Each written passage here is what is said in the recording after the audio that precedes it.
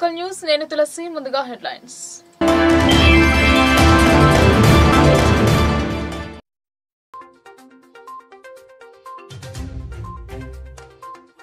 అక్రమ ఇసుక తరలిస్తున్నారని ఫిర్యాదు చేసినందుకు దాడి నిందితుడిని శిక్షించాలని బీఆర్ఎస్ నాయకుల ధర్నా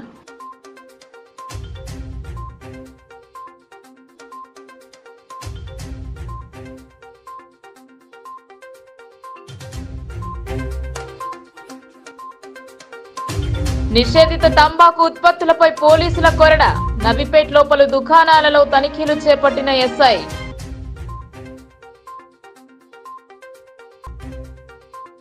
వాడివేడిగా అసెంబ్లీ సమావేశాలు అర్బన్ నియోజకవర్గ నిధుల కోసం ధన్పాల్ డిమాండ్ విద్యుత్ అంశంపై అసెంబ్లీలో రగడ తప్పు చేసి ఆరోపణలు చేస్తారా అని రేవంత్ సమాధానం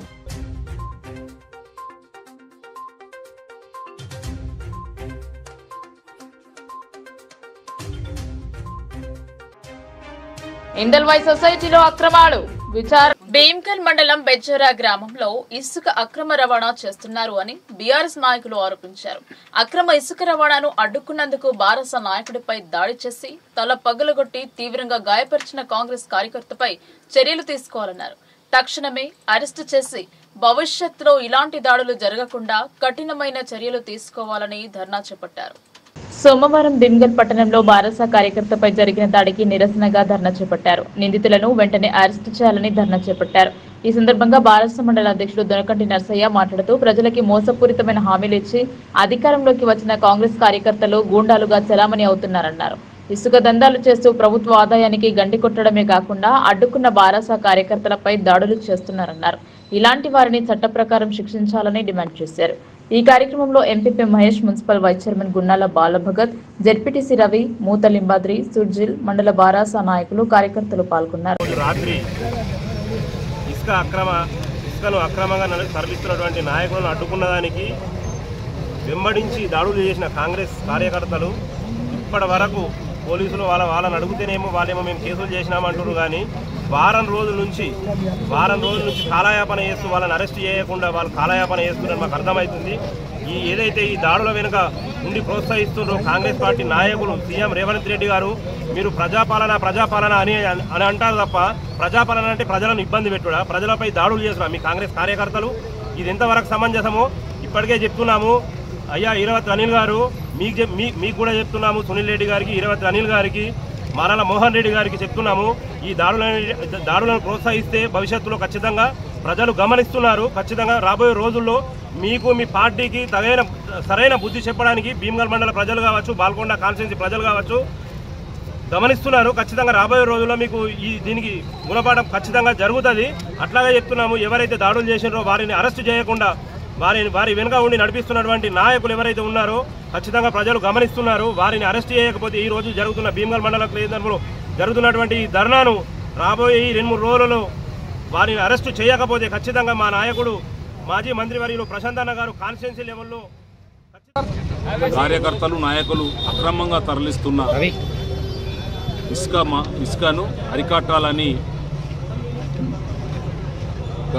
గతంలో లోకల్లో ఉన్న సిఐ గారికి, భీమ్గల్ ఎంఆర్ఓ గారికి, ఆర్మూర్ ఏసీపీ గారికి, ఆర్డీఓ గారికి, సిపి గారికి, కలెక్టర్ గారికి విన్నవించినా కానీ కాంగ్రెస్ నాయకుల అక్రమ ఇసుక రవాణా అరికట్టలేకపోయినరు. అడ్డుకున్న బీఆర్ఎస్ పార్టీ కార్యకర్తలను దౌర్జన్యంగా తలకాయ వగలగొట్టి అటెంప్ట్ మర్డర్ చేయడానికి వాళ్ళు ప్రయత్నం చేసిండ్రు. మరి చనిపోయినా కానీ పోలీసులు చూస్తూ ఊరుకుంటారా? ఇంత దౌర్జన్యం జరిగినా మరి ఆ కాంగ్రెస్ కార్యకర్తలను ఎందుకు అరెస్టు చేయడం లేదు? వారం దాటిపోయింది. మరి నెత్తి వలిగి ఆ కార్యకర్త హాస్పిటల్లో ఉంటే మరి పబ్లిక్ ఆస్తులను కొల్లగొడుతున్న ఈ ఇసుక మాఫియాను, కాంగ్రెస్ గుండాలను ఈ గవర్నమెంట్ ఎందుకు అరెస్టు చేస్తలేదని ఈ భీమ్గల్ మండల కేంద్రంలో ప్రజలు ప్లస్ టీఆర్ఎస్ పార్టీ కార్యకర్తలు ఈరోజు ధర్నా చేయడం జరుగుతుంది. మరి ఇంత పకడ్బందీగా ఇసుకను తరలించడానికి వ్యూహం పన్ని ప్రజల ఆస్తులను కొల్లగొట్టడానికి ఈ కాంగ్రెస్ గుండాలు, సునీల్ రెడ్డి పంపించిన గుండాలు ఈ విధంగా అక్రమంగా ఇసుకను తరలిస్తూ ఉన్నారు. 10 సంవత్సరాలు బీఆర్ఎస్ ప్రభుత్వం నిషేధించిన తంబాకు ఉత్పత్తుల విక్రయం జరుపరాదని ఆదేశాలున్నా గుట్టుగా విక్రయాలు జరుపుతున్నారు. వీటిని తుదముట్టించేందుకు గాను నవీపేట్ మండల కేంద్రంలో పలు కిరాణా షాపులపై పోలీసులు దాడులు చేపట్టి నిషేధిత గుట్కా స్వాధీనం చేసుకుని కేసు నమోదు చేశారు. తెలంగాణ రాష్ట్రంలో మాదక ద్రవ్యాలతో పాటు గుట్కా విక్రయాలపై ప్రభుత్వం ప్రత్యేక నిఘా పెట్టింది. నిత్యం నవీపేట్ మండలంలోని పలు కిరాణా దుకాణాల నుండి లక్షలాది రూపాయల విలువ చేసే నిషేధిత గుట్కా గ్రామాల్లోని పలు చిరు వ్యాపారులకు సప్లై చేస్తున్నారు. అయితే గత కొంతకాలం నుండి ఈ గుట్కా దందాపై నిఘా లోపించడంతో వ్యాపారస్తులకు 3 పువ్వులు 6 కాయలుగా గుట్కా వ్యాపారం మంచి లాభాలను గడించే విధంగా తయారైంది. ఆదివారం రాత్రి నవీపేట ఎస్ఐ యాదగిరి గౌడ్ పలు కిరాణా దుకాణాలపై మెరుపు దాడులు చేసి గుట్కా ప్యాకెట్లు పట్టుకున్నారు. మండల కేంద్రంలోని అన్నపూర్ణ కిరాణా, పవన్ కిరాణా నుండి 5,000 రూపాయల నిషేధిత గుట్కా స్వాధీనం చేసుకున్నారు. అయితే కొంతమంది వ్యాపారస్తులు కేవలం కొద్ది మొత్తం దుకాణంలో ఉంచి భారీ మొత్తాన్ని సీక్రెట్ ప్రదేశంలో ఉంచి వ్యాపారులు కొనసాగిస్తున్నట్లు పలు ఆరోపణలు సైతం ఉన్నాయి. నిషేధిత గుట్కా నివారణ కోసం పోలీసులు ప్రత్యేక నిఘా పెట్టాలని పలువురు కోరుతున్నారు. మరోవైపు గుట్కా విక్రయిస్తున్న 2 దుకాణాలపై కేసు నమోదు చేసినట్లు పోలీసులు తెలిపారు. ఇందూరు సమస్యలపై అసెంబ్లీలో గలమెత్తారు అర్బన్ ఎమ్మెల్యే ధన్పాల్. గెలిచిన ఎమ్మెల్యేలు ప్రజలకు ప్రతినిధులని, ఓడిపోయిన వారు కాదని, ప్రజలు సమస్యలపై తమని అడుగుతారని పేర్కొన్నారు. నిజామాబాద్ అర్బన్ నియోజకవర్గానికి రావాల్సిన స్పెషల్ డెవలప్మెంట్ నిధులు మంజూరు చేయాలన్నారు. నిజామాబాద్ అర్బన్ శాసనసభ్యుడు ధన్పాల్ అసెంబ్లీలో నిధుల గురించి చర్చించారు. తను ఎమ్మెల్యేగా గెలిచినప్పటి నుండి తన నియోజకవర్గం అభివృద్ధికి ₹1 వచ్చిన పాపన పోలేదన్నారు. కనీసం 100 మీటర్ల రోడ్ వేసిన దాఖలాలు లేవు అని ఇందూరు అర్బన్ నియోజకవర్గం పైన ఎందుకు వివక్ష అని అన్నారు. కొడంగల్ నియోజకవర్గంలో 10% నిధులు తమ నియోజకవర్గానికి ఇచ్చిన ఇందూరు నగరం బ్రహ్మాండంగా అభివృద్ధి చెందుతుందని, తన నియోజకవర్గంలో రోడ్స్, డ్రైనేజీ వ్యవస్థలు సరిగా లేక ప్రజలందరూ నానా ఇబ్బందులు పడుతూ కాలు బయట పెట్టలేని పరిస్థితి ఉందని, రాష్ట్ర ప్రభుత్వం ఇప్పటికైనా మా నగర ప్రజల గోసను అర్థం చేసుకుని ఇందూరు నగర అభివృద్ధికి సరిపడా నిధులు కేటాయించాలని ప్రభుత్వాన్ని డిమాండ్ చేశారు. గత ప్రభుత్వం డబుల్ బెడ్రూమ్ విషయంలో కేసీఆర్ చెప్పింది ఇందూరు ప్రజలు ఇప్పటికీ మరిచిపోలేదని, కేసీఆర్ అల్లుడు వస్తే ఏడ పండుకోవాలి, కోళ్లను ఏడగమ్మాలి, మేకను ఏడగట్టేయాలి, ఆడపిల్ల బట్టలు ఏడమార్చుకోవాలి, ఆడబిడ్డల ఆత్మగౌరవ సమస్య కాదా అని బ్రహ్మాండంగా డబుల్ బెడ్రూమ్ ఇల్లు కట్టిస్తామని, సొంత ఇంటి జాగా ఉంటే 5 లక్షలు ఇస్తామని కళ్లబొల్లి మాటలు చెప్పి 10 ఏళ్లకు మా నియోజకవర్గంలో నాగారంలో 396, బైపాస్లో 252 సాలని ఇల్లు నిర్మించి వాటిని అర్హులైన వారికి కేటాయించకుండా అవి శిథిలావస్థలో ఉన్నాయని, గత ప్రభుత్వం ఇష్టానుసారంగా జియోకి వ్యతిరేకంగా ఎంపిక చేసిన లిస్టు రద్దు చేసి నిజమైన అర్హుల జాబితా ఎంపిక చేసి వారికి ఇండ్లు కేటాయించాలని, అలాగే రాష్ట్ర ప్రభుత్వం ఇస్తానన్న ఇందిరమ్మ ఇండ్లు కూడా అర్హులైన వారికి మంజూరు చేయాలని ప్రభుత్వానికి డిమాండ్ చేశారు. నా నియోజకవర్గంలో అనేక సమస్యలు అధ్యక్ష, దాంట్లో కొన్ని ప్రభుత్వ దృష్టికి తీసుకురస్తా ఉన్నాను అధ్యక్ష. నేను ఎమ్మెల్యేగా గెలిచినప్పటి నుంచి నా నియోజకవర్గంలో ₹1 నిధులు కూడా ప్రభుత్వం విడుదల చేయలేదు అధ్యక్ష. 5-6 నెలల నుండి 10 కోట్ల SDF ఫండ్ అది చక్కర్లు కొడుతున్నారు తప్ప దాని నిధులు ఇప్పటిదాకా విడుదల కాలేదు. ప్రజలు ఎన్నుకున్నబడ్డ ఎమ్మెల్యేకు అడతారు కానీ ఓడిపోయిన ఎమ్మెల్యేకు అడిగారు అధ్యక్ష, రోడ్ల గురించి కానీ, డ్రైనేజ్ విషయంలో కానీ, దేని విషయంలో అయినా కానీ. కనుక దయచేసి నేను మా ఇన్ఛార్జ్ మినిస్టర్ గారైన జూపల్లి గారికి నేను ఆ 10 కోట్ల విషయము అంటే 6.5 3.5 కోట్లు ఎడ్యుకేషను, వాటర్ వర్క్స్ మెయింటెనెన్స్ పోగా 6.5 కోట్ల నిధులు పట్టణ అభివృద్ధికి మీరు ఖర్చు పెట్టాల్సిందిగా నేను వారికి రిక్వెస్ట్ లెటర్ ఇచ్చిన. నా సొంతానికి ఇవ్వలేదయ్యా, నేను తప్ప పట్టణ అభివృద్ధి కోసమే మంత్రి గారికి నేను ఇవ్వడం జరిగింది. కనుక దయచేసి నేను ఏదైతే మంత్రి గారికి వివరణ డీటెయిల్స్ ఇచ్చినో దాని గురించి SDF ఫండ్ ఖర్చు పెట్టాల్సిందిగా నేను కోరుతా ఉన్నాను అధ్యక్ష. ఇక రోడ్ల విషయానికి మా నిజామాబాద్ అర్బన్ నియోజకవర్గం వస్తే గత 8 నెలల నుంచి ఏం జరిగిందంటే ప్రభుత్వం మారిన తర్వాత స్పెషల్ ఫండ్ ఆగిపోయింది, టఫ్ ఐడీస్ ఫండ్ ఆగిపోయింది. ఇప్పటి వరకు 8 నెలల్లో 100 మీటర్ల కొత్త రోడ్డు కూడా పడలేదు అధ్యక్ష. నిజామాబాద్ మున్సిపాలిటీ విషయం పరిస్థితి ఇది. ఇక డ్రైనేజ్ వ్యవస్థ కానీ, రోడ్ల విషయం కానీ, స్టామ్ వాటర్ కానీ, పార్కింగ్లు కానీ వ్యవస్థలు సరిగా లేక ప్రజలందరూ నానా ఇబ్బందులు పడదు, కాలు బయట పెట్టలేని పరిస్థితి వర్షాకాలంలో అధ్యక్ష. కొన్ని నియోజకవర్గాలు కేటాయించిన నిధుల్లో కేవలము 10% ఇచ్చిన మా ఇందూరు నగరం బ్రహ్మాండంగా అభివృద్ధి చెందుతుంది అధ్యక్ష. ఏదైతే ముఖ్యమంత్రి గారి కొడంగల్కి ఇచ్చిన నిధులు మాకు 10% ఇస్తే కూడా చాలా అధ్యక్ష. నిజామాబాద్ బ్రహ్మాండంగా అభివృద్ధి చెందుతుంది అధ్యక్ష. ఇక అదేవిధంగా గత ప్రభుత్వం డబుల్ బెడ్రూమ్ ఇదంతా కూడా ముఖ్యమంత్రి గారు వర్ణించి చెప్పిన డబుల్ బెడ్రూమ్లు 400 డబుల్ బెడ్రూమ్లు రెడీ అయిపోయి అంటే మొత్తం పూర్తయిన 3 సంవత్సరాల అధ్యక్ష. ఇప్పుడు అవి శిథిలావస్థకు చేరుతూ ఉన్నాయి. అదేవిధంగా 295 డబుల్ బెడ్రూమ్లు 80% వరకు పూర్తయింది. వాటిని పూర్తి చేసి గతంలో ఏదైతే డ్రా సిస్టమ్ ద్వారా ప్రజలకు తెలియకుండా లోపల డ్రా సిస్టమ్ అంటే నామ్స్కు కాకుండా నామ్స్ పద్ధతి కాకుండా ఇప్పుడు ప్రజల మధ్యన ఏదైతే రిజర్వేషన్ ఉందో ఆ విధంగా ఈ డబుల్ బెడ్రూమ్లు సుమారు 665 ఇండ్లు ప్రజలకు కేటాయించాలని నేను మీ ద్వారా ప్రభుత్వాన్ని కోరుతా ఉన్నా అధ్యక్ష. అదేవిధంగా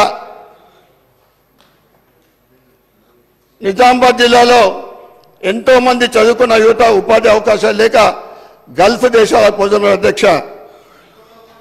గత ప్రభుత్వం 45 కోట్ల బడ్జెట్తో నిర్మించిన ఐటీ హబ్ పరిస్థితి ఎట్లా ఉందంటే 680 సిట్టింగ్ సామర్థ్యం ఉన్న ఐటీ కంపెనీలు ఐటీ హబ్లో సగం కూడా 260 సిట్టింగ్ కెపాసిటీ ఫుల్ఫిల్ అయింది.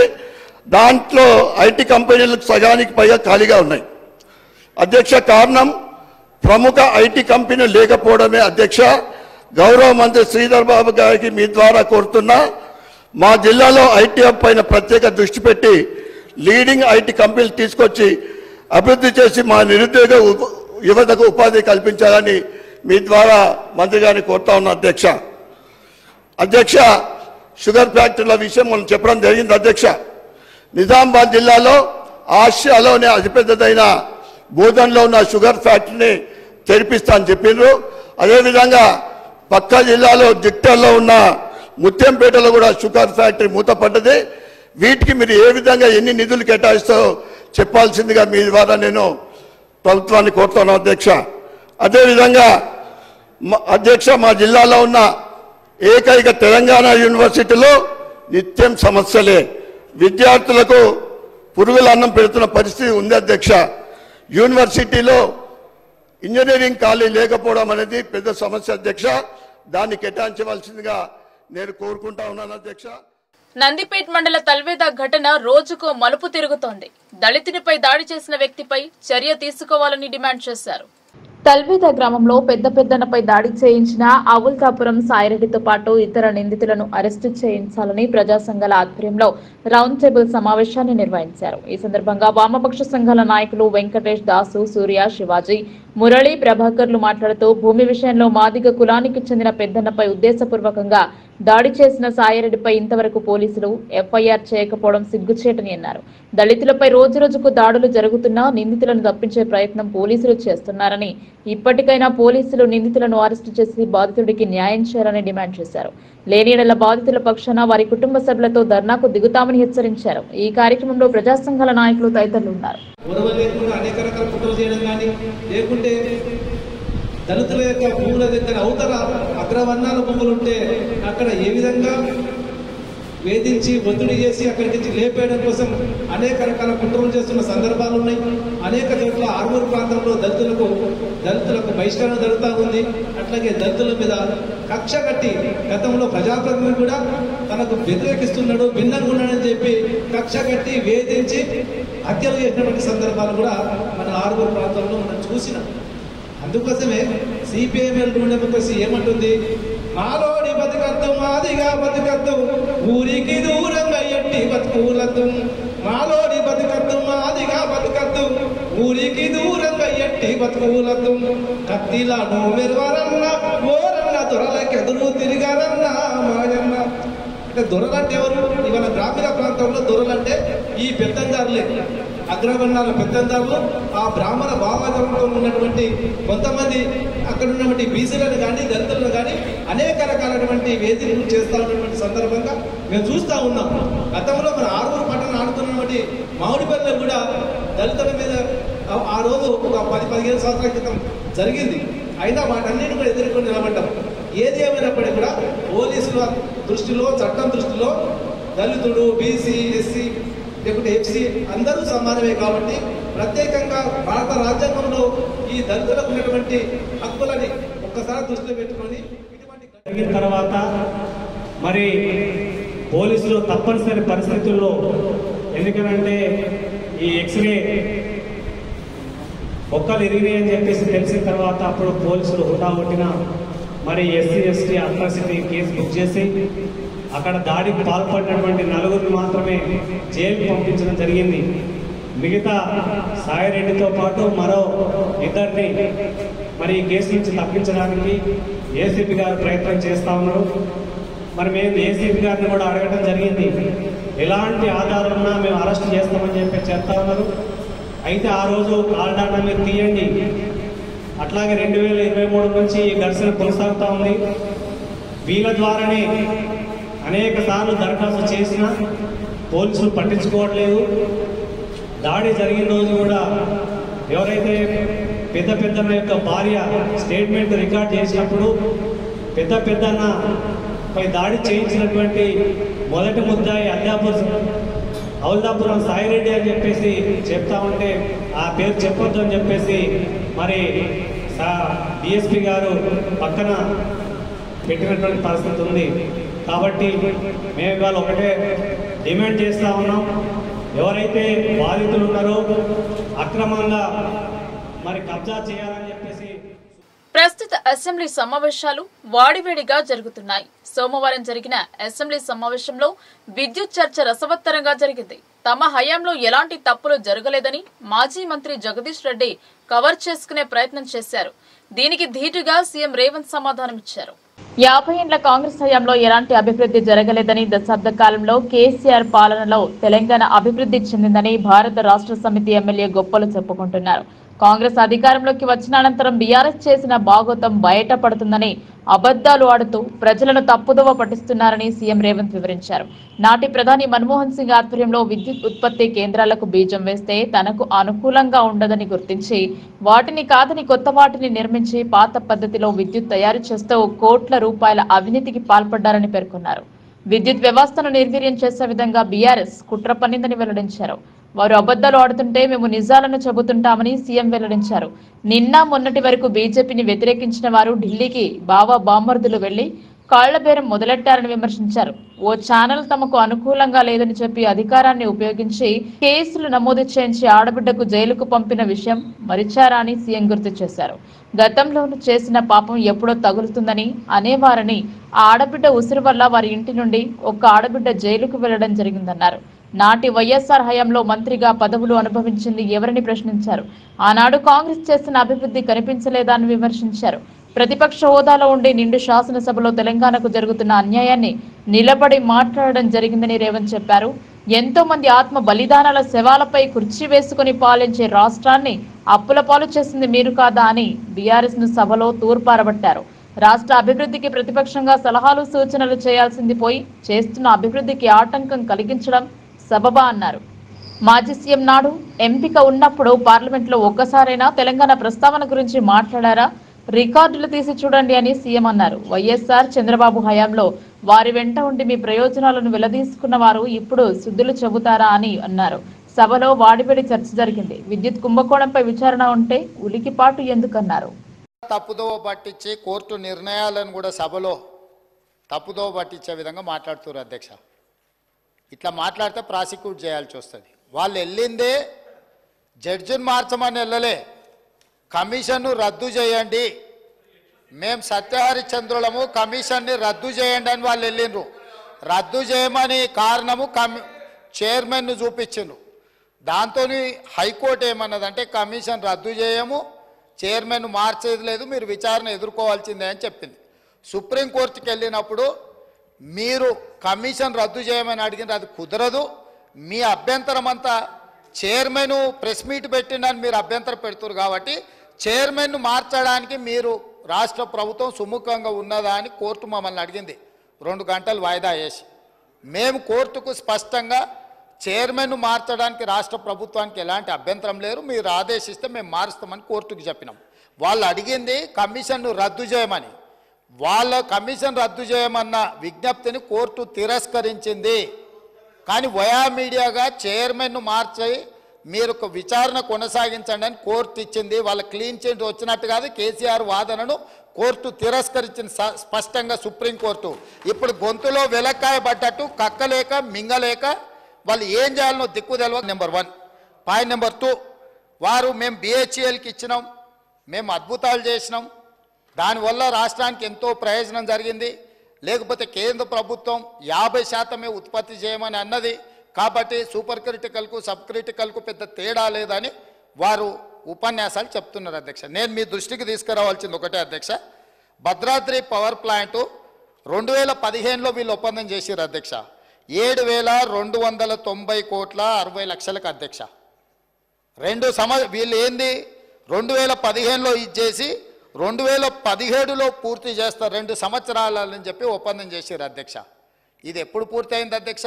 ఎందుకు చెప్పారు? ఇది అత్యవసరం ఉంది కాబట్టి సబ్ క్రిటికల్ టెక్నాలజీతో ముందుకు పోతాం, రెడీగా ఎక్విప్మెంట్ ఉన్నది, మేము అందుకోసం సబ్ క్రిటికల్ టెక్నాలజీకి వెళ్తున్నామని చెప్పి సభలో చెప్పడమే కాకుండా కేంద్ర ప్రభుత్వానికి చెప్పి కాంట్రాక్ట్ ఇచ్చేసారు, ఇండియా బుల్స్కు బెయిల్అవుట్ చేశారు. ఎప్పుడు పూర్తయింది అధ్యక్ష? 2022లో పూర్తయింది అధ్యక్ష. 2 ఏళ్లలో పూర్తి చేస్తామన్నది 7 సంవత్సరాలు పట్టింది. 7,290 కోట్లతో పూర్తి చేస్తామన్న ప్రాజెక్టు 10,515 కోట్ల రూపాయలు అయింది అధ్యక్ష. 3,225 కోట్ల రూపాయలు వాళ్ళు ఒప్పందాలు చేసిన దాని మీద పెరిగింది అధ్యక్ష. అంటే దాదాపుగా 45% అంచనాలను పెంచి ఈరోజు పర్ మెగావాటు 9,73 లక్షలకు పర్ మెగావాట్ పడ్డది అధ్యక్ష. 1,000 కోట్ల రూపాయలు ఇయ్యాల మింగి విద్యుత్ సంస్థల మీద భారం మోపి 81,000 కోట్ల రూపాయలకు అప్పుకు కారణమైంది అధ్యక్ష. Point number 1. Point number 2, Nalgonda జిల్లాలో పెట్టొద్దా? నల్గొండ ప్రజలను ఏదో నేను మభ్యపెడుతున్నా, లోకల్ సెంటిమెంటును రెచ్చగొడుతున్నా అని వారు అనుకుంటున్నట్టు. వారి విశ్వసనీయత జిల్లాలో మన పార్లమెంట్ ఎలక్షన్ల అసెంబ్లీ ఎలక్షన్లలో స్పష్టంగా చెప్పిండ్రు. అదేవిధంగా అధ్యక్ష YTPS Yadadri thermal power project కూడా వీళ్ళు BHELతోని ఒప్పందం చేసినప్పుడు 25,099 కోట్ల రూపాయలకు అంచనాలకు ఒప్పందం చేసిండ్రు అధ్యక్ష. ఎప్పుడు చేసిండ్రు వీళ్ళు ఒప్పందము? 1/6/2015 అధ్యక్ష. ఇది 2021 లోపల కంప్లీట్ చేస్తామని ఒప్పందం చేసిండ్రు అధ్యక్ష. ఇవాళ ఎంత అధ్యక్ష? 2024.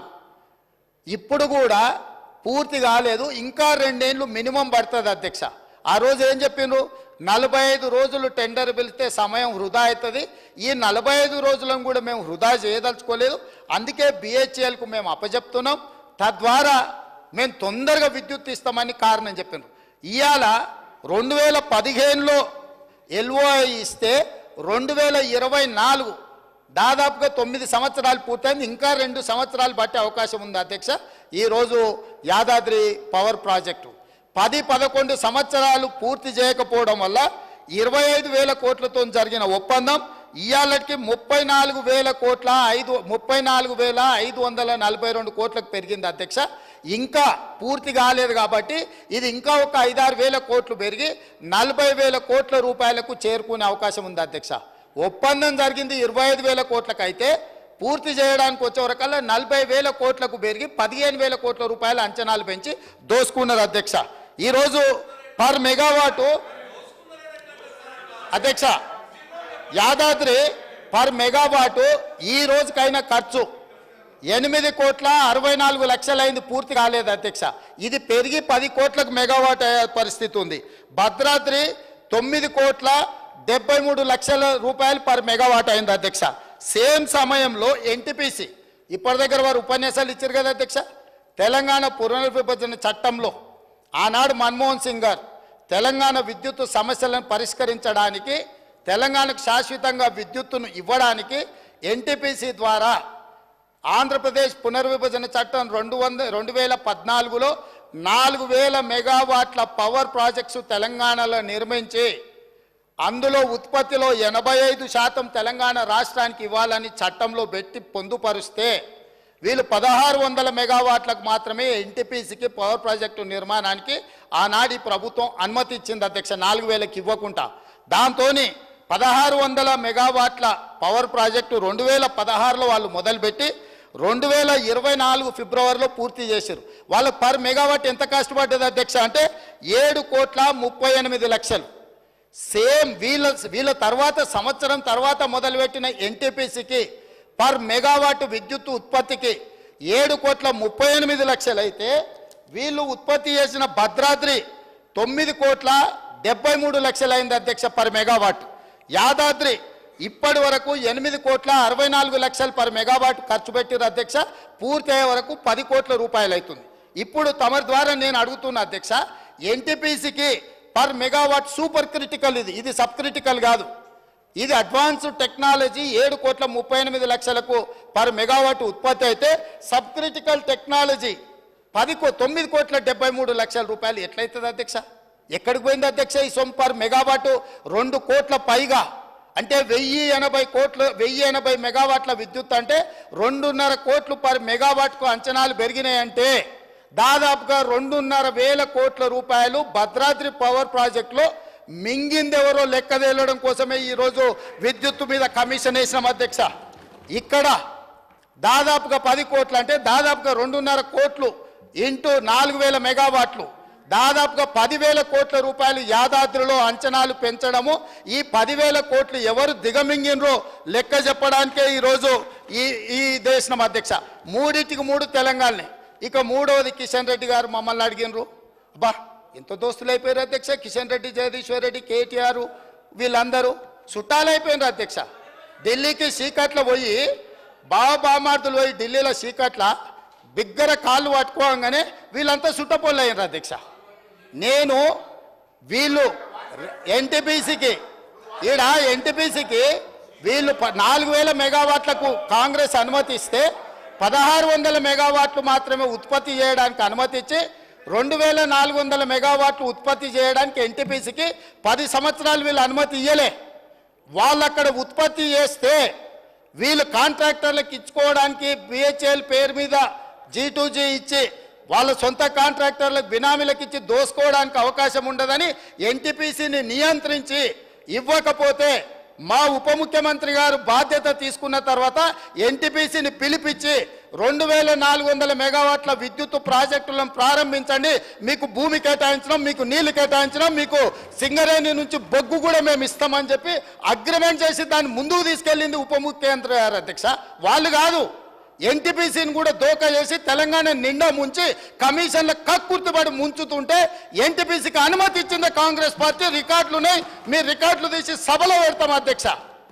ఇవాళ పవర్ పర్చేజ్ వాళ్ళు ఫస్ట్ ప్రిఫరెన్స్ ఎన్టీపీసీ ఏది ఉత్పత్తి చేసినా ఇక్కడ ఉండే స్టేట్కు 85% ఇవ్వాలి. ఆ 85% మీకుంటారని మా దగ్గరికి వాళ్ళు వచ్చారు, తెలంగాణ రాష్ట్ర ప్రభుత్వం దగ్గరికి, విద్యుత్ శాఖ దగ్గరికి. మేము అంచనాలు వేసినాం. ఇవాళ మార్కెట్లో ₹5.30 మాకు విద్యుత్తు ఒప్పందాలు జరుగుతున్నాయి, విద్యుత్తు దొరుకుతుంది అధ్యక్ష. వాళ్ళు ఈరోజు పని ప్రారంభిస్తే ఒక 4 నుంచి 5 సంవత్సరాలు పడుతుంది అధ్యక్ష వాళ్ళ ప్రాజెక్టు పూర్తి కావడానికి. ఆ రోజుకు ఈ ప్రొడక్షన్ కాస్ట్ మొత్తం లెక్కేస్తే 8 నుంచి 9 రూపాయలు పర్ యూనిట్ ఈరోజు ఒప్పందం చేస్తే పడుతుంది. ఈరోజు అంత అత్యధికంగా ధర పెట్టి విద్యుత్ ఒప్పందం చేస్తే సంస్థకు లాభం జరుగుతుందా నష్టం జరుగుతుందా మేము అంచనాలు వేసుకొని మీ దగ్గరకు వస్తాము.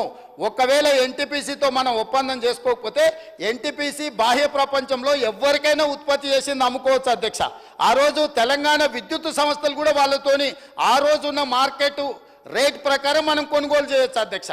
ఈరోజు మనము ఎన్టీపీసీతో ఒప్పందం చేస్తే 85% ఖచ్చితంగా మనం కొనుగోలు చేయాల్సిందే. ఆ రోజు capital investment and production cost రెండు కలిపితే ఏ ధర పడుతుందో ప్లస్ ప్రాఫిట్. విద్యుత్తు కొనుగోలు ఏ విధంగా డిసైడ్ అవుతుంది అధ్యక్ష? ప్రాజెక్టును పూర్తి చేయడానికి పెట్టే క్యాపిటల్ ఇన్వెస్ట్మెంట్ ప్లస్ ఏదైతే మనము బొగ్గు వాడతామో, రా మెటీరియల్ వాడతామో, ఆ కాస్ట్ ప్లస్ ఆ కాస్ట్ యొక్క ఆ ప్రాజెక్ట్ యొక్క ప్రాఫిట్, ఈ మూడు కలిపితే మూడింటిని కలిపి అంచనా చేసి విద్యుత్తు పర్ యూనిట్ ధర ఫిక్స్ అవుతుంది అధ్యక్ష. ఇప్పుడున్న అంచనాల ప్రకారం మా అధికారులతో నిపుణులతో మాట్లాడితే ఇప్పుడు ఎన్టీపీసీ కట్టబోయే 2400 మెగావాట్లతో ఈ రోజే మనం ఒప్పందం చేసుకుంటే ఉత్పత్తి సమయానికి మనం 9 రూపాయలు పర్ యూనిట్ చెల్లించాల్సి వస్తుంది. ఇది లాభమా నష్టమా అంచనా వేసుకొని వాళ్ళతో ఒప్పందాలు చేసుకున్నాం అధ్యక్ష. దాంతో వాళ్ళ పనులు ఆగలేదు అధ్యక్ష. ఎన్టీపీసీ ఎక్కడైనా పవర్ ప్రాజెక్టుకు రాష్ట్ర ప్రభుత్వం అనుమతిస్తే వాళ్ళు నిర్మాణం చేసుకొని పూర్తయ్యే లోపల ఎప్పుడైనా మనం అగ్రిమెంట్ చేసుకోవచ్చు. మనం చేయకపోతే వాళ్ళు బయట ఎక్కడైనా అమ్ముకోవచ్చు. ఎందుకింత దుఃఖం వస్తుంది అధ్యక్ష? కిషన్ రెడ్డి గారు చెప్పిండంట, కిషన్ రెడ్డి గారు దుఃఖంలో వీరు భాగస్వాములు అయినంట, ఈయన ఓదార్చిండంట, ఆయన ఓదార్చిండంట. ఇదా అధ్యక్ష వీళ్ళు మాట్లాడేది? వాళ్ళ బీఆర్ఎస్ బీజేపీ చీకటి ఒప్పందం మీకు అర్థమైపోయింది కదా అధ్యక్ష. ఇది కాకుండా వారు ఒక మాట చెప్పిండ్రు అధ్యక్ష, ఏమని? కేంద్ర ప్రభుత్వము 50% ఉత్పత్తి చేయాలి, అంతకంటే ఎక్కువ చేయొద్దు అని ఆదేశాలు ఇచ్చింది. 50% ఉత్పత్తి చేస్తే సబ్ క్రిటికల్ టెక్నాలజీ కంటే కూడా ఎక్కువ బూడిద వస్తుంది, ఎక్కువ నష్టం వస్తుందని ఎప్పుడు చెప్పింది అధ్యక్ష కేంద్ర ప్రభుత్వం ఈ మాట? 2023-24 సంవత్సరంలో చెప్పింది. దేనికోసం చెప్పింది అధ్యక్ష?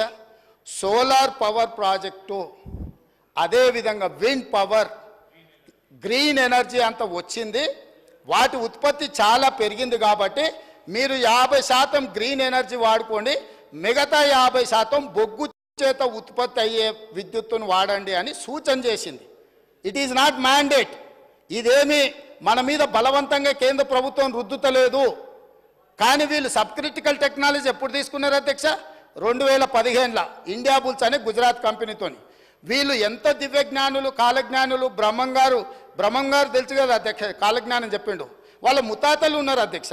2015లోనే కేంద్ర ప్రభుత్వం నరేంద్ర మోడీ 2023-24 నాడు 50% ఉత్పత్తి చేయండి అని చెప్తారని ఊహించి ఆ రోజు సబ్ క్రిటికల్ టెక్నాలజీ కొన్నామని మాజీ మంత్రి గారి సభ.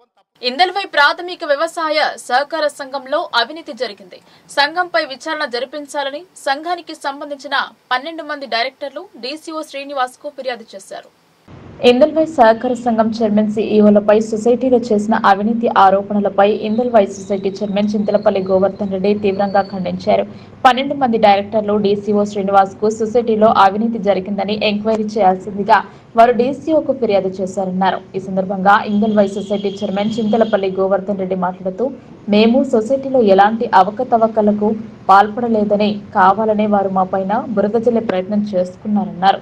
గత జూన్ నెలలో నెలసరి మీటింగ్ జరిగిందని అందులో అందరూ డైరెక్టర్లు, వైస్ చైర్మన్లు పాల్గొన్నారు. మీటింగ్ సంబంధించిన లావాదేవీలను సీఈఓ రతన్ వారికి చదివి వినిపించారు. తదనంతరం పలు విషయాలు చర్చించి సభ్యులందరూ ఏకగ్రీవంగా తీర్మానించుకుని అట్టి రిజిస్టార్లో డైరెక్టర్లు మరియు వైస్ చైర్మన్ మారుతి సంతకాలు చేశారని మినిట్స్ బుక్ చైర్మన్ గోవర్ధన్ చూపించారు. ఒక్క నెలలోనే సొసైటీకి కోట్లలో ఆదాయం వచ్చే మార్గం ఎలా ఉంటుందో మరి ఆ డైరెక్టర్లకే తెలవాలని, దానికి సంబంధించిన పూర్తి వివరాలు డీసీఓ శ్రీనివాస్ కి ప్రతి 3 నెలలకు ఒకసారి సొసైటీకి సంబంధించిన తీర్మానం కాపీలను చూపించడం జరిగిందని, అందులో లేని అవినీతి అక్రమాలు ఇప్పుడు ఎలా వచ్చాయని డైరెక్టర్లను సూటిగా చైర్మన్ ప్రశ్నించారు. సొసైటీలో అవినీతి జరిగినట్లు ఎంక్వైరీలో తెలిపితే చైర్మన్ గా నేను సీఈఓ రతన్ ఎలాంటి శిక్షకైనా తాను సిద్ధంగా ఉన్నామని ఈ సందర్భంగా మీడియా ముఖంగా తెలియజేశామన్నారు. కావాలని తమపై పనిగట్టుకుని డైరెక్టర్లు అవినీతి భాగోతం తెరపైకి తీసుకువచ్చి నా వ్యక్తిగత రాజకీయ జీవితాన్ని బదనాయించడానికి ఈ రకమైన ఆరోపణలు చేస్తున్నారన్నారు. ఇప్పటికైనా ఇందల్వై సొసైటీలో ఎలాంటి అక్రమాలు జరిగినా తామందరం బుధవారం జరిగే డీసీఓ శ్రీనివాస్ ఎంక్వైరీలో ఏదైనా అవినీతి జరిగిందని తెలిపితే మేము ఎలాంటి శిక్షకైనా సిద్ధంగా ఉన్నామని, లేదంటే 12 మంది డైరెక్టర్లు తమ పదవులకు రాజీనామా చేయాలని చైర్మన్ డైరెక్టర్లకు సవాల్ విసిరారు. తాము సొసైటీలో ఎంక్వైరీ అధికారికి పూర్తిగా సహకరిస్తామని, డైరెక్టర్లు మాపై ఇచ్చిన ఫిర్యాదుపై డీసీఓ శ్రీనివాస్ వచ్చి రికార్డు చూడవచ్చని, అందులో ఎలాంటి అవకతవకలు జరిగినా మేము పూర్తి బాధ్యత వహిస్తామని ఈ సందర్భంగా చైర్మన్ చింతలపల్లి గోవర్ధన్ రెడ్డి తెలిపారు. ఈ కార్యక్రమంలో సీఈఓ రతన్ పాల్గొన్నారు. మా మంత్లీ 3 months ఒకటి జరిగేది ఎంసీ మీటింగ్ అనేది జరిగేది. దీంట్లో ప్రతి ఒక్కటి సీఈఓ గారు ఈ 3 నెలల్లో జరిగిన లావాదేవీలన్నీ కూడా చదివి వినిపిస్తాడు. అప్ టు రూపాయి కూడా ఫర్టిలైజర్ ఎంత అమ్మినామో, ఈ 3 నెలల్లో జరిగిన టర్న్ ఓవర్ ఏంది అదంతా కూడా ఉంటుంది. ఆ లెక్కలు జమా లెక్కలు చదివిన తర్వాతనే ప్రతి director plus chairman vice chairman ప్రతి డైరెక్టర్ కూడా సైన్లు పెడతారు. ఇది జరిగి ఎప్పుడు 19th రోజు జరిగింది. నిన్న వాళ్ళు కంప్లైంట్ ఇచ్చింది నిన్న మొన్న 25 నాడు ఇచ్చింది. అంటే 1 month లోపల కోట్లలో జరిగేంత అవినీతి. ఇంకోటి ఏంటంటే అంత బడ్జెట్ కూడా ఉండదు మనకు సొసైటీలల్లో, కోట్లల్లో బడ్జెట్ కూడా ఉండదు. ఫర్టిలైజర్ ఏదైనా ఉంటుంది, ఫర్టిలైజర్ ఉన్నది, ఇంకో గోల్డ్ లోన్లు ఉన్నాయి, మాకు ఇందులో ఇలా బైక్ లోన్స్ అంటూ ఉంటాయి. ఏవి కోట్లలో అవినీతి జరగతందుకు ఆస్కారమే ఉండదు అసలు. ఇది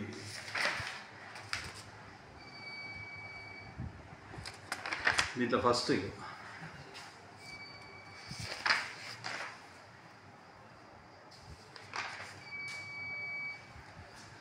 నేటి రోజున సంఘం రోజున బుధవారం రోజు ఉదయం 10:30కు సంఘం అధ్యక్షులు పాలకవర్గ సంఘ మధ్యలో తీర్మానం చేసినాయి. ఎజెండా నంబర్ 1 సంఘం జమా ఖర్చులు ఆమోదము తారీఖు. సంఘం నిర్వహించిన వ్యాపారం లావాదేవీల తేదీ 1/3/2020 నుండి 31/5/2020 వరకు. ఇది పోయిన ఎంసీది, అది కూడా పర్ఫెక్ట్ ఉంది. దాని తర్వాత జరిగిన ఎంసీ కూడా సేమ్, అందరు కూడా వచ్చేది జనరల్ బాడీ అయింది. దాని తర్వాత జరిగింది కూడా 100% ఓకే ఉన్నది. దీంట్లో నిధుల దుర్వినియోగం అంటూ ఎక్కడ కూడా జరగలేదు. జరగడానికి ఆస్కారం కూడా లేదు. చిన్న గ్యాప్ ఏదో ఇక సీఓకు పాలకవర్గానికి చిన్న గ్యాప్ వచ్చేసి దానికి ఏదో కొంచెము డిస్టర్బ్ అయినట్టున్నారు. అది 100% ఏం కూడా లేదు. మేము కూడా వాళ్ళతో పాలకవర్గంతో మాట్లాడినాం, అవన్నీ సెట్ అయిపోయినాయి. ప్రాబ్లం ఏం లేదు, ప్రజెంట్ ప్రాబ్లం ఏం లేదు. డీసీఓ విచారణకు ఆదేశించండి. 100% విచారణకు సీఓ గారు సహకరిస్తారు, మేము కూడా సహకరిస్తాం. దాంట్లో దోషులు ఎవరు తేలినా. షాక్ సర్క్యూట్ తో ఇల్లు దగ్ధమైంది. దీంతో కుటుంబం రోడ్డున పడింది. ఇంట్లో ఉన్న వస్తువులన్నీ దగ్ధమయ్యాయి. తమను ఆదుకోవాలని బాధితులు కోరారు. బీర్కూర్ మండలం వీరాపూర్లో అజ్మత్ అనే వ్యక్తి రేకుల ఇల్లు షార్ట్ సర్క్యూట్ తో దగ్ధమైంది. ఇంట్లో ఉన్న వస్తువులన్నీ కాలి బూడిదయ్యాయి. అజ్మత్ పేద కుటుంబం రోడ్డున పడింది. అజ్మత్ తన కుటుంబంతో తాత్కాలికంగా ప్రభుత్వ పాఠశాల గదిలో తలదాచుకుంటున్నాడు. ఆర్థిక సహాయం కోసం ఆ కుటుంబం ఎదురు చూస్తుంది.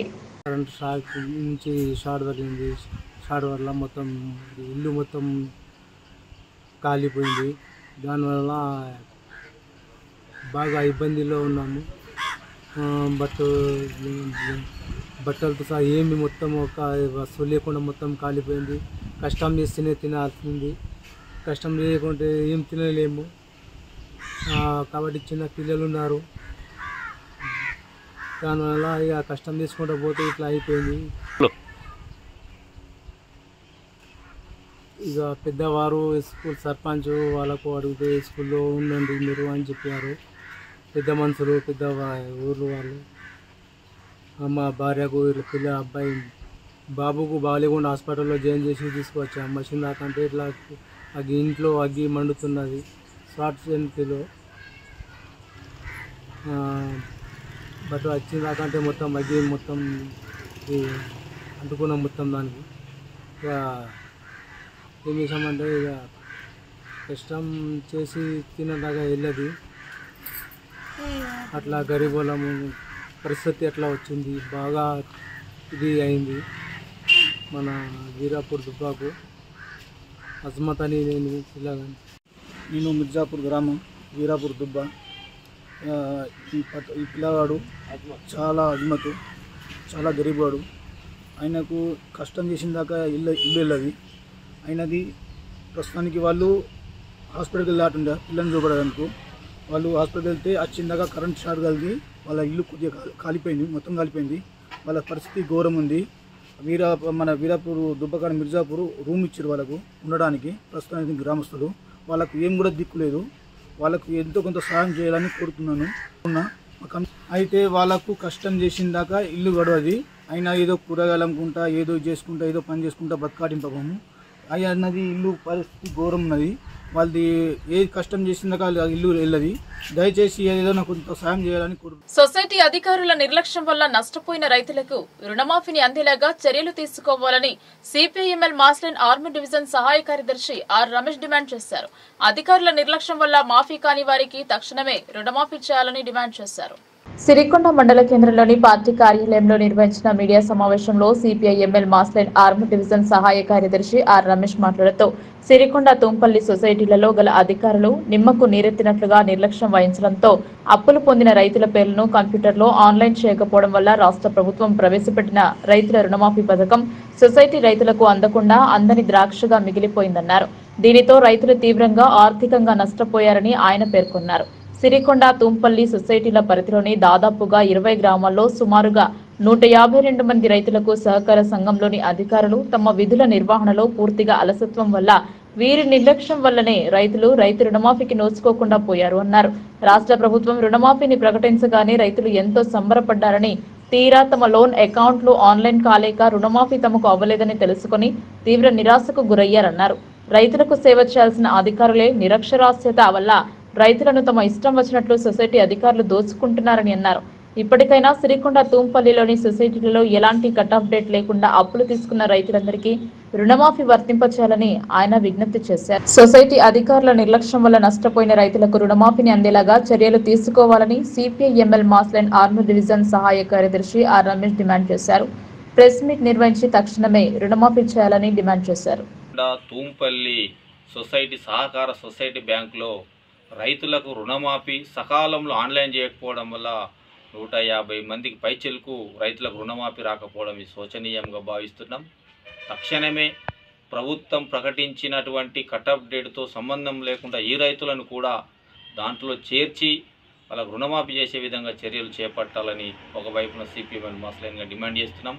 దీనికి ప్రధానమైన కారకులు అధికారులు ఎవరైతే నిర్లక్ష్యం వహించారో వాళ్ళ మీద చర్యలు తీసుకొని రైతులకు న్యాయం చేయాలని చెప్పేసి కూడా విజ్ఞప్తి చేస్తున్నాం.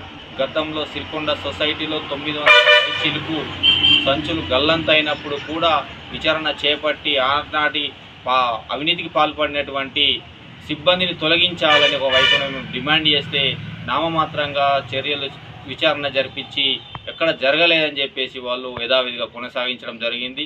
ఆనాడే ఆ రోజు చర్యలు తీసుకుని ఉండుంటే ఈరోజు ఈ రైతులకు అన్యాయం జరిగేది కాదని చెప్పేసి కూడా మేము బలంగా భావిస్తూ ఉన్నాం. ఇప్పటికైనా అధికారులు ఈ రైతుల రుణమాఫీ వాళ్ళ డాక్యుమెంట్స్ తీసుకొని సేకరణ చేసి రైతులకు తక్షణమే రుణమాఫీ జరిగే విధంగా తుంపల్లి సిరికొండ సొసైటీ రైతులకు రుణమాఫీ జరిగే విధంగా చర్యలు చేపట్టాలని సంబంధిత అధికారులకు విజ్ఞప్తి చేస్తున్నాం. రాష్ట్ర ప్రభుత్వం క్రీడల అభివృద్ధికి బడ్జెట్ లో పెద్దపీట వేసిందని పేర్కొన్నారు. దీంతో క్రీడాకారుల ఉత్సాహం పెరుగుతోందన్నారు. ఇప్పటికీ గ్రామ స్థాయి నుండి జాతీయ అంతర్జాతీయ స్థాయికి ఎదిగిన క్రీడాకారులు ఉన్నారన్నారు. క్రీడలను ప్రోత్సహించే విధంగా రేవంత్ రెడ్డి సర్కార్ కృషి చేస్తుందని కరుణాకర్ రెడ్డి పేర్కొన్నారు. సీఎం రేవంత్ మరియు ఆర్థిక శాఖ మంత్రి భట్టి విక్రమార్కకు కృతజ్ఞతలు తెలిపారు. కామారెడ్డిలోని స్టేడియంలో ఇండోర్ గేమ్స్ నిర్వహించే విధంగా వసతులను కల్పించాలని ప్రభుత్వ సలహాదారుడు షబ్బీర్ అలీని కోరారు. బడ్జెట్ పై క్రీడా సంఘ నాయకులు సంతోషంగా ఉన్నారన్నారు. తెలంగాణ రాష్ట్ర ప్రభుత్వం ఈ సంవత్సరం బడ్జెట్లో క్రీడలకు గాను 325 కోట్లు కేటాయించినందుకు గౌరవ ముఖ్యమంత్రి తెలంగాణ రాష్ట్ర ముఖ్యమంత్రి వర్యులు శ్రీ యనుమల రేవంత్ రెడ్డి గారికి మరియు deputy chief minister Bhatti Vikramarka గారికి మరియు రాష్ట్ర మంత్రి మండలికి తెలంగాణ రాష్ట్ర క్రీడాకారుల తరఫున తెలంగాణ సేపక్ తక్ర అసోసియేషన్ తరఫున ప్రత్యేక ధన్యవాదాలు తెలియజేస్తున్నాము. అలాగే కామారెడ్డి జిల్లా పట్టణంలో ఉన్నటువంటి ఇందిరాగాంధీ మైదానాన్ని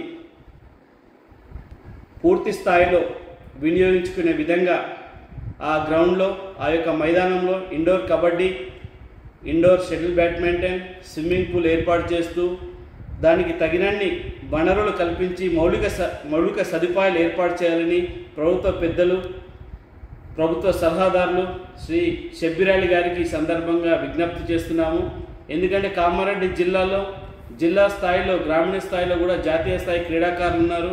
వాళ్ళందరినీ దృష్టిలో పెట్టుకొని ఇక్కడైనా పెద్దలు ఈ స్టేడియం పైన దృష్టి సారించి క్రీడాకారులకు చేయూతనివ్వాలని చెప్పేసి ఈ సందర్భంగా పెద్దలు షబ్బీర్ అలీ గారిని ప్రత్యేకంగా విజ్ఞప్తి చేస్తున్నాము. అలాగే ఈ స్టేడియానికి సంబంధించి వివిధ రకాల ఆటలకి, క్రీడలకి ప్రభుత్వం తరఫున కోచ్లను నియమిస్తే ఇంకా పిల్లలు క్రీడాకారులు జాతీయ గ్రామీణ స్థాయిలో ఉన్న క్రీడాకారులు కూడా జాతీయ అంతర్జాతీయ స్థాయిలో వెళ్ళే అవకాశాలు ఎక్కువ ఉంటాయి. కాబట్టి తప్పకుండా కోచ్లను నియమించాలని ఈ సందర్భంగా ప్రభుత్వ పెద్దలు ఆశా వర్కర్ల సమస్యల కోసం జూలై 30న తలపెట్టిన చలో హైదరాబాద్ ను విజయవంతం చేయండి సిఐటియు జిల్లా కార్యదర్శి నూర్జహాన్ పిలుపునిచ్చారు. అసెంబ్లీ సమావేశాలలో సమస్యలను చర్చించి పరిష్కరించాలన్నారు. సిఐటియు జిల్లా కార్యాలయంలో ఆశా వర్కర్ల సమావేశం నిర్వహించారు. ఈ సందర్భంగా సిఐటియు జిల్లా ప్రధాన కార్యదర్శి నూర్జహాన్ మాట్లాడుతూ ఆశా వర్కర్స్ యూనియన్ రాష్ట్ర కమిటీ పిలుపులో భాగంగా ఆశాల సమస్యలు పరిష్కరించాలని జూలై 30న చలో హైదరాబాద్ కోటిలో కమిషనర్ కార్యాలయం ఎదుట జరిగే ధర్నా కార్యక్రమానికి ఆశా వర్కర్లు పెద్ద ఎత్తున పాల్గొని విజయవంతం చేయాలని ఆమె అన్నారు. చలో హైదరాబాద్ కు సంబంధించి డిఎంహెచ్ఓకి వినతి పత్రం అందజేయడం జరిగిందన్నారు. ఆశా వర్కర్లకు ఫిక్స్డ్ వేతనం 18,000 ఇవ్వాలని, ఉద్యోగ భద్రత, ఈఎస్ఐ, పీఎఫ్ సౌకర్యం, జీతంలో సగం పెన్షన్ వారసత్వం కొనసాగించాలని కోరారు. కరోనా మహమ్మారిలో ఆశా వర్కర్లు తమ ప్రాణాలకు పణంగా పెట్టి ప్రజలందరికీ సేవలు అందించాలని గుర్తు చేశారు. సేవలను గుర్తించి ఆశా వర్కర్లకు కాంగ్రెస్ ప్రభుత్వం ఇచ్చిన హామీని అమలు చేయాలని డిమాండ్ చేశారు. సమస్యల పరిష్కారానికై జూలై 30 తారీఖున చలో హైదరాబాద్ ఆశా వర్కర్లు పెద్ద ఎత్తున పాల్గొని విజయవంతం చేయాలని కోరారు. ఈ కార్యక్రమంలో రేణుక, సుకన్య, స్వప్న, లలిత, సుజాత, శోభ, రేవతి, దివ్య, సాహిరా, హర్ష, రేణుక, ఇంద్ర, సిహెచ్ నర్సా తదితరులు పాల్గొన్నారు. ఆశా వర్కర్ల సమస్యలపైన జూలై 30 తారీఖు నాడు చలో హైదరాబాద్ ఉంటుంది. ఆశా వర్కర్లు పెద్ద ఎత్తున పాల్గొని విజయవంతం చేయాలన్నదే ఆశా వర్కర్లకు సిఐటి జిల్లా కమిటీ నుండి విజ్ఞప్తి చేస్తా ఉన్నాను. ఆశా వర్కర్లకు కనీస వేతనాలు ఇవ్వాలని, అదేవిధంగా ఫిక్స్డ్ వేతనం 18,000 అమలు చేయాలని, ఉద్యోగ భద్రత కల్పించాలని, ఈఎస్ఐ, పిఎఫ్ సౌకర్యం కల్పించాలని, అదేవిధంగా వారసత్వం కొనసాగించాలని, దాంతో పాటు జీతంలో సగం పింఛన్ ఇవ్వాలనేదే. ఆరోగ్యం సమస్యలు వస్తే ప్రభుత్వమే బాధ్యత తీసుకొని వాళ్ళకి నెరవేర్చాలనేదే సిఐటిగా డిమాండ్ చేస్తాను. అసెంబ్లీ సమావేశాలలో, బడ్జెట్లలో ఆశాల గురించి కానీ, కార్మికుల గురించి కానీ ఎక్కడ చర్చించలేదు, ఎక్కడ మాట్లాడట్లేదు. ఇప్పటికైనా ప్రభుత్వం ఆశాల సమస్యల మీద బడ్జెట్ సమావేశాలలో బడ్జెట్ కేటాయించాలనేదే సిఐటిగా డిమాండ్ చేస్తా ఉన్నాం. ప్రజా సమస్యల పరిష్కారం ప్రజలచే ఎన్నుకోబడిన అసెంబ్లీకి వస్తే సమస్య పరిష్కార మార్గం దొరకడం లేదని కామారెడ్డి ఎమ్మెల్యే కాటిపల్లి వెంకటరమణారెడ్డి అన్నారు. రెండు ప్రభుత్వాలు వారి గొప్పలు చెప్పుకోవడానికి పోటీ పడుతున్నాయి తప్ప క్షేత్రస్థాయి సమస్యల పట్ల చర్చించడం లేదన్నారు. కామారెడ్డి నియోజకవర్గ ఎమ్మెల్యే కాటిపల్లి వెంకటరమణారెడ్డి అసెంబ్లీలో మాట్లాడారు. విద్యుత్ తీగల వల్ల అనేక ప్రమాదాలు జరిగే అవకాశం ఉందని సభ దృష్టికి తెచ్చారు. గతంలో వేసిన విద్యుత్ లైన్లు గృహ సముదాయాలపై నుండి వెళ్లడం వలన ఎప్పుడు ఏ ప్రమాదం జరిగే పరిస్థితి ఉందో అర్థం కావడం లేదన్నారు. అలాగే విద్యుత్ సంస్థలో పనిచేసే ఉద్యోగుల భవిష్యత్తుపై చర్చ జరపకపోవడం సరికాదన్నారు. నెలవారీ బిల్లు కనెక్షన్ చేసేవారు, ఇతర రంగాలలో పనిచేసేవారు, పోలీసులు ఇలా అనేక రంగాలలో ఉద్యోగులు ఇబ్బందులను ఎదుర్కొంటున్నారని పేర్కొన్నారు. దీనిపై ప్రభుత్వ పునరాలోచన చేయాలని కోరారు. ఈ అసెంబ్లీకి శాసనసభకు మాత్రం కొత్తవాన్నే కానీ సీనియర్ శాసనసభ్యులు, మంత్రులుగా చేసినటువంటి వ్యక్తులు కానీ, 4-5 సార్లు గెలిచినటువంటి వ్యక్తులు కానీ, పార్లమెంట్లో కానీ లేదా ఎమ్మెల్సీలో ఉన్నటువంటి వ్యక్తులు కానీ మాకు మీరు సూచన ఇస్తూ గౌరవంగా ముందుకు ఎలా తీసుకెళ్ళాలి సభని, రేపు ప్రజలకు ఎలాంటి సమాచారం ఇవ్వాలని చెప్పి నేర్పిస్తారనే ఆలోచనతోని మేము 50 మందిని ఇక్కడికి కొత్తగా ఎన్నికై వచ్చిన వ్యక్తులకు ఈ విషయాలు చూస్తూ ఉంటే చాలా ఇబ్బందిగా ఉంది. సరే, సీనియర్ శాసనసభ్యులకు వారి ఆలోచన మేరకే వదిలేస్తూ ఇప్పుడు వెంకటరామరెడ్డి గారు 1 మినిట్. ఇప్పటిదాకా శ్రీ జగదీశ్వర్ రెడ్డి గారు మాట్లాడిన వ్యాఖ్యలన్నింటినీ రికార్డుల నుంచి తొలగిస్తున్నాను, ప్లీజ్. కరెంటు విషయంలో కోట్ల రూపాయలు పెట్టారు, అంకెల గారడి ఉండొచ్చు, లేకుంటే నిజమైన సంఖ్య ఉండొచ్చు. ఇప్పటి వరకు ఎవరు అభివృద్ధి చేశారు, ఎవరు చేశారంటే భూమికి ఎవరు ముగ్గుపోయలేదండి. ఒకరు చేసుకుంటూ వస్తుంటే దాని తద్వారా వచ్చిన ప్రభుత్వాలు దానికి ఇంకా మంచి చేయాలనే ఆలోచనతోనే ప్రయత్నం చేస్తూ ఉంటారు. దాంట్లో కొన్ని తప్పులు జరగచ్చు, లేదంటే తప్పు కావాలని చేస్తే దాని మీద ఎంక్వైరీలు వేయచ్చు, అవన్నీ చూసుకోవచ్చు. దానికి కమిషన్లు కానీ జ్యుడిషియరీ కానీ ఉందనేది నా అభిప్రాయం. ఇకపోతే ఎన్ని వేల కోట్లు పెట్టినామన్న కన్నా సామాన్య రైతు, సామాన్య ప్రజలు ఆలోచించేది మాత్రం వారికి అందుబాటులోకి వచ్చినటువంటి విద్యుత్ కానీ వారికి కావాల్సినటువంటి సౌకర్యాల మీద ఆలోచిస్తారు. ఇవాళ రైతులకు కావాల్సినటువంటి కరెంటు కంబాలు కానీ, కాసారాలు కానీ, బొక్కలు కానీ, అక్కడ ఉన్నటువంటి ఈ మెల్టెడ్ వైర్ కావచ్చు, లేకపోతే క్రాస్డ్ పోల్ కావచ్చు, లేకపోతే బ్రేక్డ్ పోల్స్ కావచ్చు, ఐరన్ పోల్స్ కావచ్చు, లక్స్లు కావచ్చు, అక్కడ ఉన్నటువంటి చేంజర్లు కావచ్చు, జంపర్లు కావచ్చు, లేదా అక్కడ ఉన్నటువంటి 16 kV కానీ, 32 kV కానీ, 60 kV కానీ, 100 kV ట్రాన్స్ఫార్మర్స్ ఏవైతే అవసరం ఉన్నాయని రైతులు అడుగుతున్నారో, ఎలక్ట్రిసిటీ చుట్టూరా తిరుగుతున్నారో వాళ్ళందరికీ కూడా కావాల్సిన సౌకర్యాలు అందట్లేదు. జిల్లాలు ఏర్పాటు చేసింది కానీ అక్కడ ఎలక్ట్రిసిటీ డిపోలను ఏర్పాటు చేయలేదు. ఉమ్మడి జిల్లాల్లోనే ఎలక్ట్రిసిటీ డిపోలు ఉన్నాయి. అక్కడి నుంచి డిస్పోజ్ కావాల్సిన మెటీరియల్ కోసము ఏ జిల్లాలనైతే ఉందో అక్కడి వారు తీసుకుపోతున్నారు, కానీ ఆ జిల్లా నుంచి విడిపోయినటువంటి జిల్లాకు మాత్రం అది అసౌకర్యంగా ఉందనేది ఎనర్జీ మినిస్టర్ గారు, ముఖ్యమంత్రి గారు గుర్తించాలనేది కోరుకుంటున్నాను. అలాగే ఇప్పటి వరకు జరిగినటువంటి సమస్యలలో కూడా ఒక రైతు ఓవర్లోడ్ ఉంది, ఈ ట్రాన్స్ఫార్మర్ నాకు కావాలని డీడీలు కట్టి వారు పంపిస్తే ఇప్పటి వరకు రైతులకు ఆ ట్రాన్స్ఫార్మర్లు వచ్చే పరిస్థితి లేదు. ఎక్కడైతే 30 మీటర్లు దాటి ఉన్న డొమెస్టిక్లో 40 మీటర్లు ఉన్నా కానీ అక్కడ ఎలక్ట్రిసిటీ పోల్ ఇవ్వమని అంటే 30 మీటర్లు దాటిందని చెప్పి ఒక్క ఇల్లు ఉన్నా కానీ దానికి వేలల్లో బిల్లులు చేస్తూ ఎస్టిమేషన్లు చేస్తున్నటువంటి ఎలక్ట్రిసిటీ విద్యుత్ శాఖ ఉన్నది అనేది ఒక్కసారి గమనించాలి. ఇలాంటి పరిస్థితుల్లో రైతు కానీ డొమెస్టిక్లో ఉన్నటువంటి వ్యక్తులు అందరూ కూడా ఇబ్బందులు పడుతున్నారనేది ఒకసారి ఆలోచించాలి. ఇకపోతే మాజీ మంత్రి గారు జగదీశ్వర్ రెడ్డి గారు అన్నట్టు, లేకపోతే అధికారంలో ఉన్నటువంటి మంత్రులు అన్నట్టు కానీ ఇవాళ ప్లాట్లు వచ్చినాక వైర్లు పోయినాయి కాదు, వైర్లు పోయిన తర్వాత ప్లాట్లు వచ్చినాయని మాట్లాడుతున్నారు. అన్న, ఇండ్లు కట్టుకున్నటువంటి వ్యక్తికి ఇంటి మీదకి వెళ్ళి వైర్లు పోయే ముందు అది ప్రభుత్వ భూమా, అది లేకపోతే ప్రైవేటు భూమా, అక్కడ ప్లాట్లు ఉన్నాయా, డొమెస్టిక్ హౌసెస్ ఉన్నాయా, అక్కడి నుంచి రేపు పొద్దున రానున్నటువంటి భవిష్యత్తులో అక్కడ ఇండ్లు ఏర్పడతాయని చూసుకోకుండా వైర్లు వేసేసి ఇవాళ వైర్ షిఫ్టింగ్ కావాలంటే కూడా ఇబ్బంది పెట్టే పరిస్థితి వచ్చింది.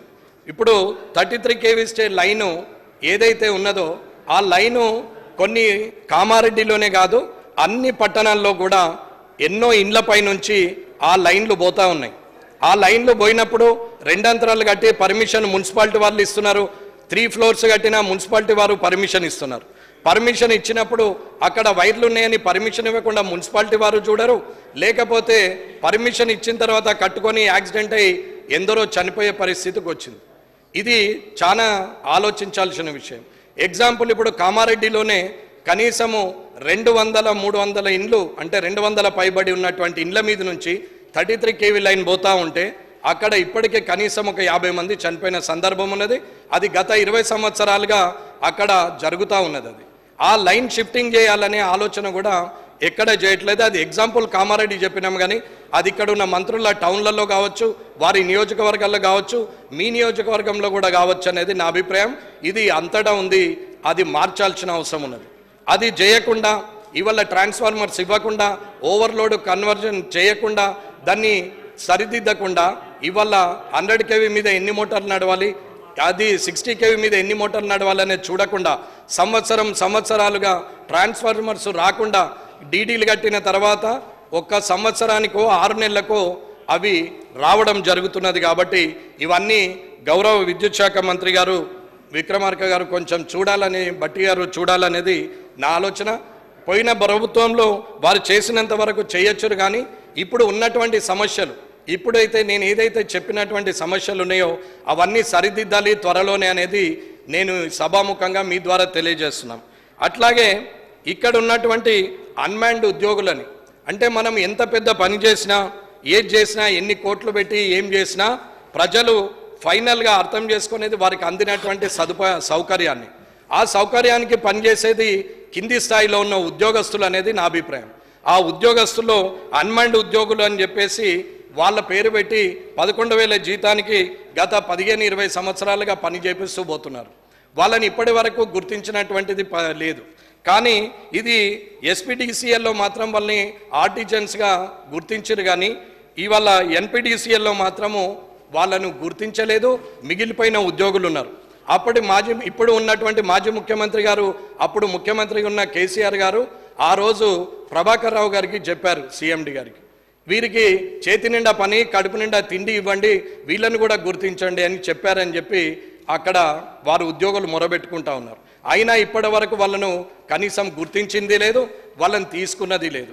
అన్మాన్డ్ ఉద్యోగులను కూడా ప్రభుత్వం వారు ఈసారైనా చూసి గత ప్రభుత్వం చేసిన తప్పుల నుంచి అది సరిదిద్ది వారి జీవితాలను వెలుగులు నింపాలి, వారి కుటుంబ సభ్యులు సంతోషంగా ఉండేటట్టు చూడాలనేది నా ఆలోచన.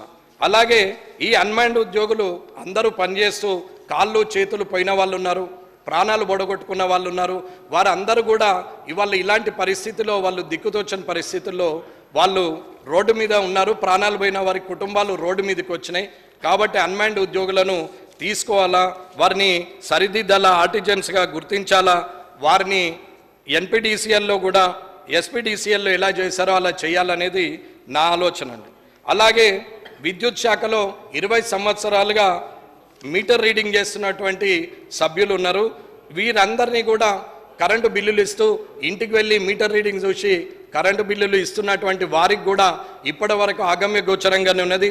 వాళ్ళను ఎక్కడ కూడా తీసుకోవట్లేదు. వాళ్ళని ఇప్పటికీ కాంట్రాక్ట్ బేస్ని అట్లనే చేస్తూ విద్యుత్ మీటర్ రీడింగ్ కార్మికుల సమస్యలను కూడా మంత్రి గారు చూడాలనేది ఆలోచించి చేయాలా. వీళ్ళు 2300 మంది ఇప్పటికి పనిచేస్తున్నారు. అలాగే అన్మాన్డ్ ఉద్యోగస్తులు ఎవరైతే ఉన్నారో వారు 1400 మంది ఉన్నారు.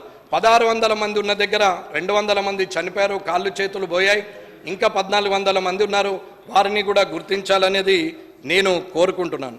అట్లాగే ఏది ఏమైనా ఇవాళటి వరకు ఎక్కడైతే వ్యవసాయ కనెక్షన్లు రైతులకు ఏదైతే కొత్త లైన్ వేయడానికి కేవలం 75,000 మాత్రమే ఇస్తున్నారు. పెరిగిన ధరలకు సరిపోవట్లేదు. కొత్త లైన్లు వేసుకునే రైతులకు ప్రభుత్వం మొత్తం ఖర్చు భరించాల్సిన అవసరం ఉందని చెప్తున్నాం. ఏవైతే ప్రజలకు అడగని హామీలను కూడా ఇస్తూ ప్రజలకు చెప్పడం కన్నా మీరు కనీసము వీరిని ఆదుకునే పరిస్థితిలో ఉండాలా. రైతులకు వారు ఉచితంగానే ఖర్చు లేకుండా ఆ లైన్లు వేయగలిగే పరిస్థితికి తీసుకురావాలని చెప్పి ప్రభుత్వాన్ని కోరుతున్నాం. అలాగే ఏదున్నా ఏం చేసినా కేంద్ర ప్రభుత్వం ఉదయ్ స్కీమ్ కింద ఏదైతే స్మార్ట్ మీటర్లు అని చెప్పిందో ఆ స్మార్ట్ మీటర్లను ఈ ప్రభుత్వం మేము వాళ్ళిద్దరు ఒకటైపోయారు, మోటార్లకు కూడా మీటర్లు పెట్టాలని చెప్పారని వాళ్ళు మొత్తుకున్నారు. ఇప్పుడు ఉన్న వాళ్ళు వీళ్ళు మొత్తుకుంటున్నారు. అన్న ఏది అయినా కానీ రీఛార్జ్ అనేది ప్రతి ఫోన్లో ప్రతి దగ్గర ఇంటి దగ్గర ఉంటే వస్తున్నది. ముందు పేమెంట్ చేసిన తర్వాతనే డబ్బులు కట్టిన తర్వాతనే వస్తువు మన ఇంటికి వచ్చే పరిస్థితి వచ్చింది. ఇవాళ స్మార్ట్ మీటర్లు పెట్టడం వల్ల రీఛార్జ్ చేసుకొని ప్రజలకు అవసరం ఉన్న కాడికి వాడుకుంటారు, అవసరం లేనప్పుడు వాడుకోరు అనేది ఆలోచన. ఒకవేళ రాష్ట్ర ప్రభుత్వము ఫ్రీగా ఇవ్వద్దు, వాళ్ళకి ఫ్రీగానే ఇవ్వాలి రైతులకు అని అనుకున్నప్పుడు స్మార్ట్ మీటర్లు పెట్టినా కానీ ఫ్రీగా ఇవ్వాలనుకునే ప్రభుత్వం ఉంటే ఇవ్వచ్చు, దాంట్లో తప్పు లేదు. కానీ స్మార్ట్ మీటర్లు పెట్టమన్న కేంద్ర ప్రభుత్వాన్ని రాష్ట్ర ప్రభుత్వాలు బదనాం చేస్తూ రైతులకు మీటర్లు పెట్టమన్నారు, బోర్లకు మీటర్లు పెట్టమన్నారు అని గత ప్రభుత్వము ప్రస్తుత ప్రభుత్వము చెప్తా పోతున్నారు. అది నిజం కాదు. స్మార్ట్ మీటర్లు పెట్టమన్నది ఉదయ్ స్కీమ్ కింద నిజమే. ప్రభుత్వం కానీ కేంద్ర ప్రభుత్వం కానీ ఒకవేళ ఉచితంగానే రైతులకు ఇవ్వాలని ఏ ప్రభుత్వాలు అయితే మాటిచ్చి మేనిఫెస్టోలో పెట్టుకొని ఉచిత కరెంట్ ఇస్తాం రైతులకని అన్నప్పుడు ఆ స్మార్ట్ మీటర్లు ఉన్నా కానీ ఆ స్మార్ట్ మీటర్ల మీద బిల్లు ఎంత అయితే అవుతుందో దాని బిల్లులు ఈ స్మార్ట్ రీఛార్జులు చేసుకుంటూ ప్రభుత్వం వెళ్లాల్సిన అవసరం ఉంది. ఉచితంగా ఇవ్వద్దని ఎవరు అనలేరు. మీరు ఒకవేళ ఉచితంగా ఇవ్వాలని రాష్ట్ర ప్రభుత్వాలు అనుకున్నప్పుడు ఆ బిల్లులు ఖచ్చితంగా కట్టచ్చు. కానీ స్మార్ట్ మీటర్లే వద్దు, మొత్తానికి అక్కడ ఉండాలంటే అకౌంటబిలిటీ లేకుండా డిస్కమ్లు మొత్తము ఇవాళ అప్పులలో గురికిపోయే పరిస్థితికి తీసుకొస్తే అది బాగుండదు అనేది ఆలోచన. ఇకపోతే ఎలక్ట్రిసిటీ విషయంలో ఎవరైతే ఆరోపణలు చేస్తున్నారో అవినీతి చేశారని ఇప్పటి ప్రభుత్వం అంటుంది. అవినీతి చేయలేదు, మేము నిజాయితీగా పనిచేసినామని గత ప్రభుత్వం అంటున్నప్పుడు హౌస్ కమిటీ వేయమని డిమాండ్ చేస్తున్నారు. మంత్రులు కూడా రాజీనామాలకు సిద్ధపడుతున్నారు. ఇక్కడ ఉన్నటువంటి మాజీ మంత్రులు కూడా మేము రాజీనామాలు చేస్తామని మాట్లాడుతున్నప్పుడు ఇద్దరు నిజాయితీగానే ఉన్నప్పుడు హౌస్ కమిటీ వేసి వెరిఫికేషన్ చేస్తే తప్పు ఎవరిదని తేలినప్పుడు ఇంకొకసారి తప్పుడు మాటలు మాట్లాడే పరిస్థితి రాదు అనేది నా అభిప్రాయం. కాబట్టి ఖచ్చితంగా హౌస్ కమిటీ వేసి వెరిఫికేషన్ వేయాలని కోరుకుంటున్నాను. ఈ అవకాశం ఇచ్చినందుకు అధ్యక్ష మీకు అందరికీ కూడా ధన్యవాదాలు తెలుపుతూ ఈ సభలో లీడర్ ఆఫ్ అపోజిషన్ కేసీఆర్ గారు కానీ ఇక్కడ ఉన్నటువంటి ముఖ్యమంత్రి గారు రేవంత్ రెడ్డి గారు కానీ కామారెడ్డిలో ముగ్గురం పోటీ చేసిన సందర్భంలో ముగ్గురం వచ్చి ఇవాళ ఇదే సభలో మేము సభ్యులుగా ఉండడం అని ముగ్గురు అలాంటి అవకాశం ఇచ్చినటువంటి కొడంగల్, గజ్వేలు, కామారెడ్డి ప్రజలకు ధన్యవాదాలు తెలియజేస్తూ అలాగే ఇలాంటి అవకాశంలో ఆ ఇద్దరి మధ్యన నేను కూడా రావడం నా అదృష్టంగా భావిస్తూ ఇవాళ ఇలాంటి సభలో ఉన్నతంగా ఉండాలి, చంద్రశేఖరరావు గారు కానీ రేవంత్ రెడ్డి గారు కానీ ఇక్కడున్న మంత్రులు కానీ కొత్తగా వచ్చిన సభ్యులు కానీ అనుభవం ఉన్న సభ్యులు కానీ అందరూ కూడా ఆదర్శప్రాయంగా ఉంటే బాగుంటుంది. కానీ ప్రజల విషయం మర్చిపోయి ఒకరి మీద ఒకరు ఆరోపణలు చేసుకోవడం అనేది బాగాలేదు. కాబట్టి ఇది మీ ద్వారా తెలియజేయడానికి నేను తెలిపాను. వార్తలు ముగించే ముందు హెడ్లైన్స్ మరోసారి.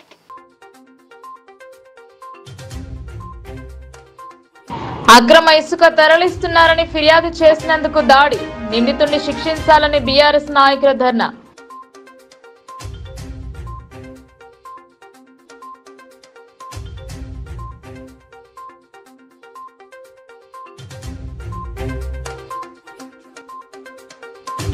నిషేధిత తంబాకు ఉత్పత్తులపై పోలీసుల కొరడ, నవీపేటలో పలు దుకాణాలలో తనిఖీలు చేపట్టిన ఎస్ఐ.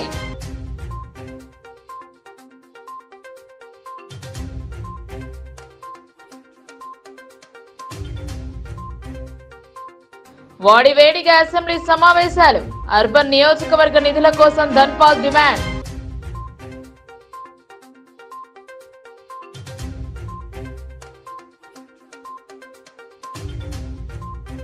విద్యుత్ అంశంపై అసెంబ్లీలో రగడ, తప్పు చేసి ఆరోపణలు చేస్తారా అని రేవంత్ సమాధానం. ఇందల్వై సొసైటీలో అక్రమాలు, విచారణ చేపట్టారు. ఈ వార్తలు ఇంతటితో సమాప్తం. తిరిగి ప్రసారమయ్యే వార్తల్లో మళ్ళీ కలుద్దాం. అంతవరకు చూస్తూనే ఉండండి మీ లోకల్ న్యూస్, మన ఊరు మన వార్త.